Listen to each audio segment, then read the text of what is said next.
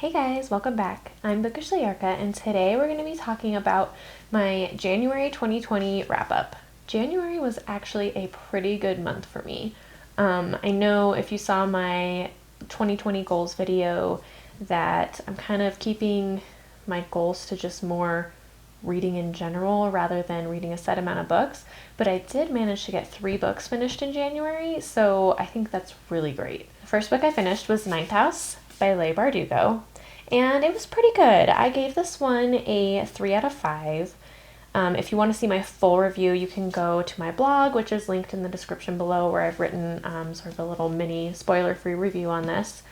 So I'm not going to go into too much detail, but basically I enjoyed the book, but this is the first book in a series, and I don't know that I enjoyed it enough to want to continue to read the rest of it.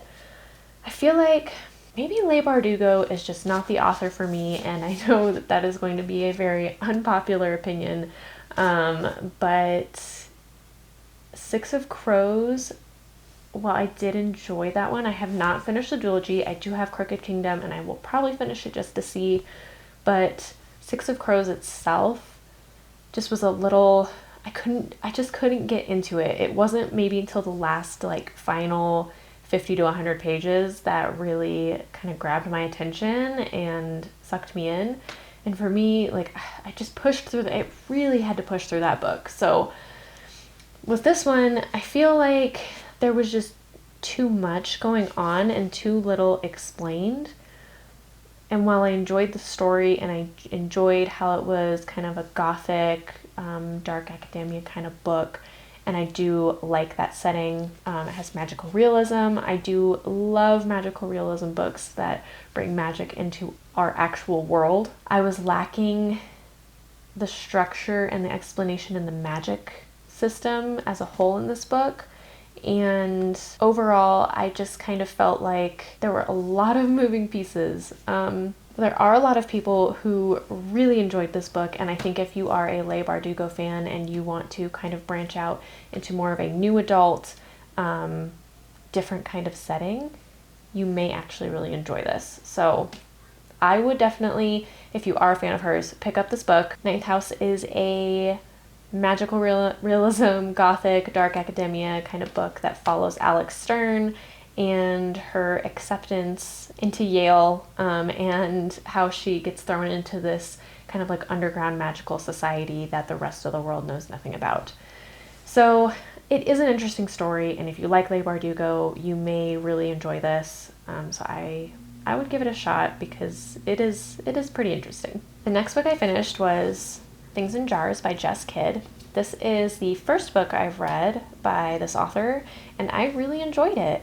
The writing in this book is so beautiful. The way that Jess describes things, and the terminology that's used, it's just really, really beautiful. I think it's hard for me to classify exactly the genre that this book would fall into.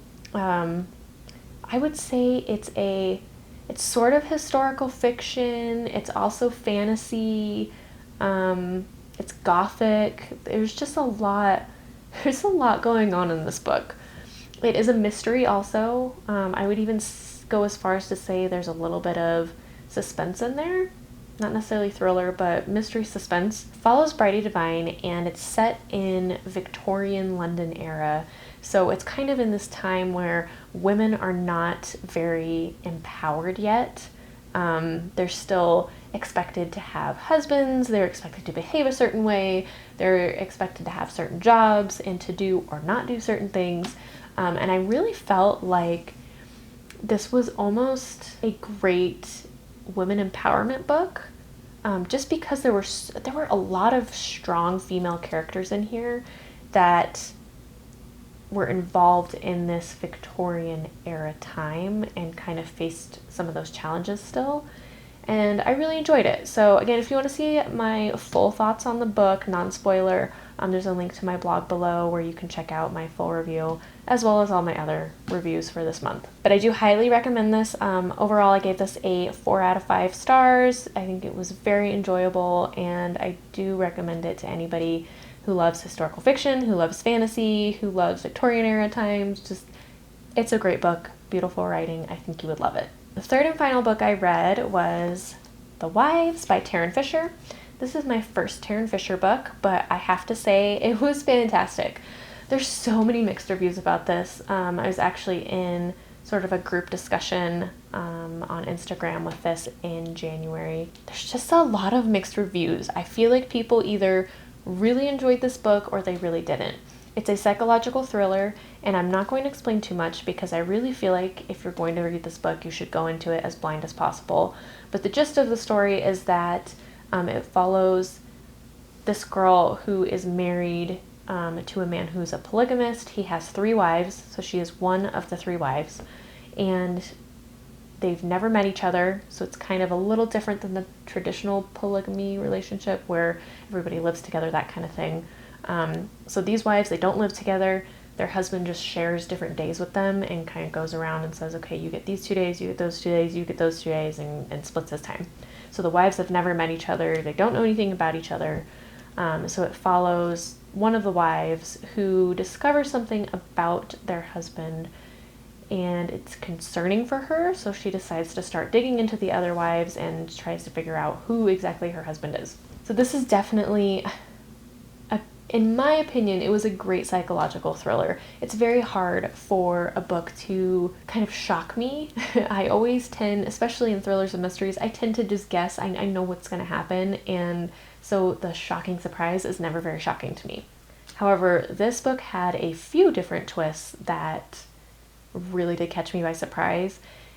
Some people complain that it doesn't necessarily make sense, and I can see that side of view. Initially, I did give this a 5-star review and rating. It may be more like 4.5 to 4, but I'm going to leave it at 5 just because that was my initial review. I enjoyed the whole thing. It's not a very long book, so it was a quick read, and the writing style is great. It hooked me from the very beginning, and so I think for those reasons, I'm just going to leave it as a 5-star, and I think if you enjoy psychological thrillers or you're wanting to just get started into them, this may be a very good one for you to pick up.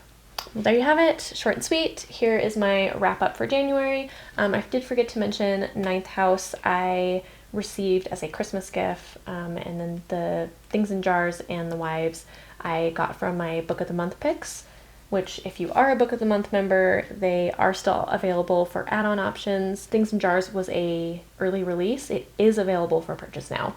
But if you aren't a Book of the Month member, I do have a discount in the description below where you can get your first book for $5.